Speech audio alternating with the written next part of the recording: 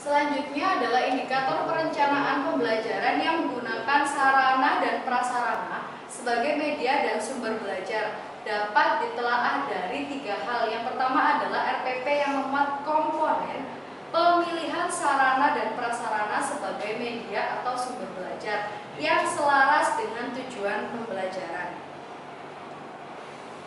Yang kedua adalah RPP yang memuat komponen pemilihan sarana dan prasarana sebagai media atau sumber belajar yang ada di sekolah atau madrasah dan di luar sekolah atau madrasah. Dan yang terakhir adalah RPP yang memuat komponen yang menunjukkan tahapan atau prosedur penggunaan sarana dan prasarana sebagai media atau sumber belajar. Untuk yang pertama yaitu RPP yang memuat komponen pemilihan sarana dan prasarana sebagai media, itu bisa kita lihat dari RPP di media dan sumber belajar. Biasanya sebelum kita menentukan media apa yang kita gunakan, maka kita harus mengetahui tujuan pembelajarannya seperti apa, atau bab yang akan kita pelajari itu bab yang mana. Contohnya tujuan pembelajarannya adalah melakukan pembuatan rangkaian paralel dan campuran. Otomatis di sini media yang digunakan, yaitu sarana prasarana yang digunakan adalah yang berhubungan dengan kelistrikan. Nah, di alat dan bahan yang masuk ke dalam media dan sumber belajar sudah ada baterai, kabel dan penjepit buaya, tempat lampu, tempat baterai dan multitester. Dari sini sudah terlihat bahwa sarana prasarana yang digunakan sebagai media pembelajaran sudah selaras dengan tujuan pembelajaran. Yang kedua adalah RPP yang memuat komponen pemilihan sarana dan prasarana sebagai media atau sumber belajar yang ada di sekolah. Berarti ketika yang ada di sekolah, otomatis semua media yang digunakan di dalam kelas maupun di luar kelas. Ketika media atau sarana prasarana sebagai media yang ada di dalam kelas, di dalam RPP itu juga bisa kita telaah dari media dan sumber belajar. Ketika di dalam kelas, guru menjelaskan dengan menggunakan PowerPoint. PowerPoint itu berarti kita membutuhkan LCD. LCD ini termasuk sarana di dalam kelas yang bisa kita gunakan sebagai media pembelajaran.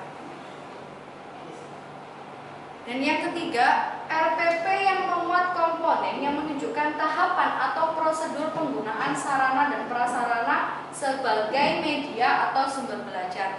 Di RPP ini kita bisa lihat di dalam LKPD juga bahwa di dalam LKPD terdapat langkah-langkah percobaan. Di dalam langkah-langkah percobaan itu sendiri ada cara-cara menggunakan alat yang nanti akan digunakan untuk praktikum.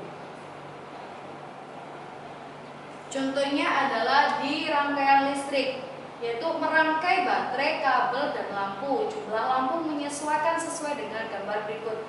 Jadi ini adalah proses penggunaan media di dalam kelas, yaitu sarana dalam pembelajaran rangkaian listrik. Tahapan-tahapannya sudah terlihat, bagaimana cara kita menyambung baterai dengan kabel, bagaimana kita menyambung kabel baterai dengan lampu. Di sini sudah terlihat bahwasannya RPP yang kita gunakan sudah menunjukkan langkah-langkah dalam penggunaan sarana dan prasarana. Indikator yang terakhir adalah pemanfaatan sarana dan prasarana sebagai media dan sumber belajar, baik yang ada di sekolah atau madrasah maupun di luar sekolah atau madrasah. Dapat ditelaah dari yang pertama, penggunaan sarana dan prasarana yang dapat digunakan sebagai media atau sumber belajar di dalam kelas. Selanjutnya, penggunaan sarana dan prasarana yang dapat digunakan sebagai media atau sumber belajar di sekolah atau madrasah dan di luar sekolah. Dokumen yang kita miliki adalah daftar penggunaan sarana prasarana sebagai media dan sumber belajar. Ini terdapat 2 dokumen, yaitu media dan sumber belajar yang digunakan di dalam kelas dan media serta sumber belajar yang digunakan di luar kelas.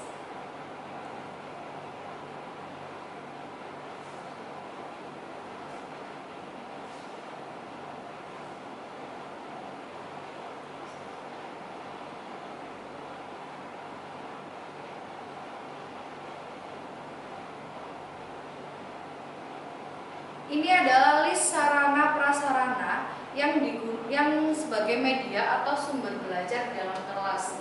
Contoh daftar prasarana yaitu ruang kelas 7, ruang kelas 8, dan ruang kelas 9. Ruang kelas 7 terdapat 15 kelas, ruang kelas 8 16 kelas, ruang kelas 9 15 kelas.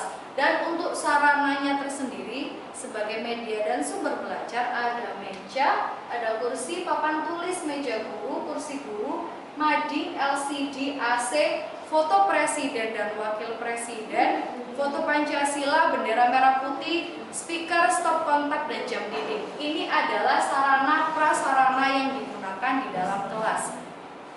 Sedangkan sarana dan prasarana yang digunakan di luar kelas adalah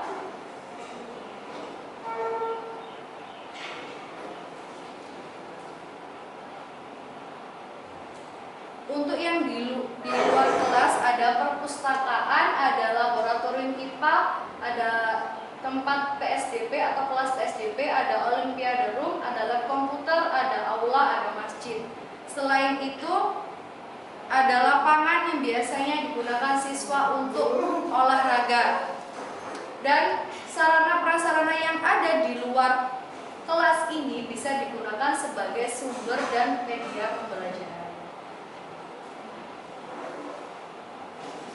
Sekian dari indikator proses pembelajaran yang sudah saya jelaskan dan sudah saya jabarkan. Kurang lebihnya mohon maaf. Assalamualaikum warahmatullahi wabarakatuh.